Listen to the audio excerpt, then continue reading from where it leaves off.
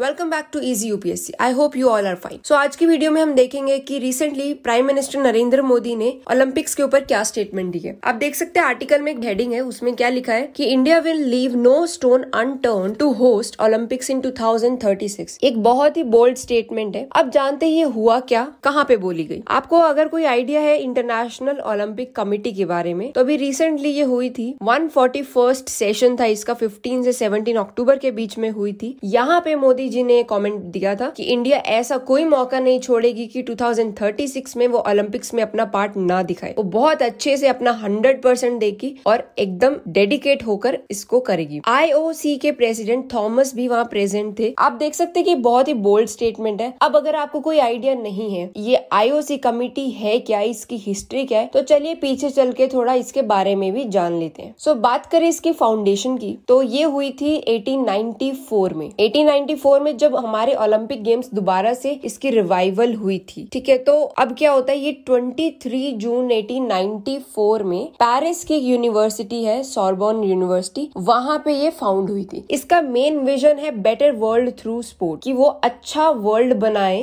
Sport के through. और इसका मेन जो काम है वो है कि ये कोलैबोरेशन की तरह काम करता है, कैटलिस्ट फॉर कोलैबोरेशन। मतलब कि प्राइवेट हो चाहे पब्लिक अथॉरिटीज हो, यूनाइटेड नेशंस या दूसरी इंटरनेशनल ऑर्गेनाइजेशंस, इनके बीच में कोलैबोरेशंस, ओलंपिक स्टेक होल्डर्स जैसे कि athletes, national Olympic committees, international federations, organising committees और वर्ल्ड वाइड ओलंपिक पार्टनर्स और ब्रॉडकास्ट पार्टनर्स, जो इनकी भी कोलैबोरेशन करवाना। तो ये सारा काम इंटरनेशनल ओलंपिक कमिटी का है। और जैसा कि मैंने आपको ऑलरेडी बताया कि ये पेरिस में इसकी फाउंडेशन ले हुई थी। सिंस देन IOC जो है ग्रो करता ही करता गया और अभी जो है 205 नेशनल ओलंपिक कमिटीज है, जो कि आइडिया देती है कि IOC का जो स्कोप है वो कितना है। ये एक बहुत ही independent international non profit organisation है और ये इंटायरली जो है प्राइवेटली फंडेड है। तो ये तो हो गया कि इंटरनेशनल ओलंपिक कमेटी है क्या। अब वापिस से आते हैं कि इंडिया का रिसेंट स्टेटमेंट क्या था। तो ये तो हमने देख ही लिया इंडिया ने क्या बोला है। मोदी जी ने एक और भी बात बोली कि जो 2029 में यूथ ओलंपिक गेम्स हो गए, वहां पे भी इंडिया बिडिंग करेगी। तो हम देख सकते हैं कि इंडिया ने बहुत ही इंटरेस्ट लिया है कि वो होस्ट करेगी गेम्स को। तो एक बहुत ही अच्छी बात है, अच्छी खबर है इंडिया के लिए। इंडिया का नाम रोशन होगा यहाँ से। ये भी एक बात हमारे आगे आ रही है कि इंडिया जो है ऑफिशियल बिड देगी ओलंपिक्स को होस्ट करने के लिए फॉर अ वाइल। लेकिन ये बात ध्यान में रखनी चाहिए हमें फिलहाल कि बिडिंग प्रोसेस अभी ऑफिशियली शुरू नहीं हुआ है। नेक्स्ट एडिशन जो होगा ओलंपिक्स का वो होगा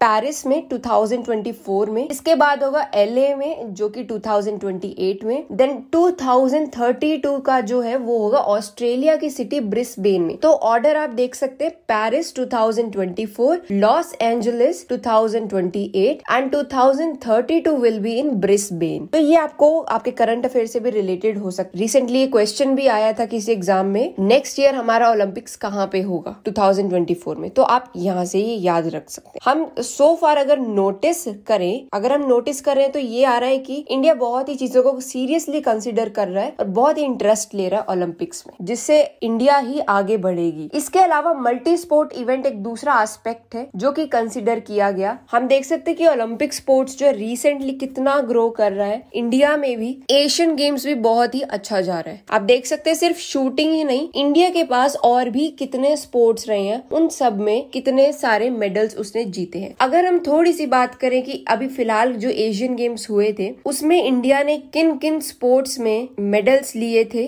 तो एक बार उसको देख लेते हैं। शूटिंग की अगर मैं बात करूं तो men's 10M air rifle team में गोल्ड मिला था रुद्रांश पाटिल को, ऐश्वर्या प्रताप सिंह तोमर को और दिव्यांश सिंह पनवर को। इंडियन क्रिकेट टीम को वुमेन्स T20 क्रिकेट को भी गोल्ड मिला। देन इसके बाद शूटिंग में हमें बहुत सारे मिले गोल्ड।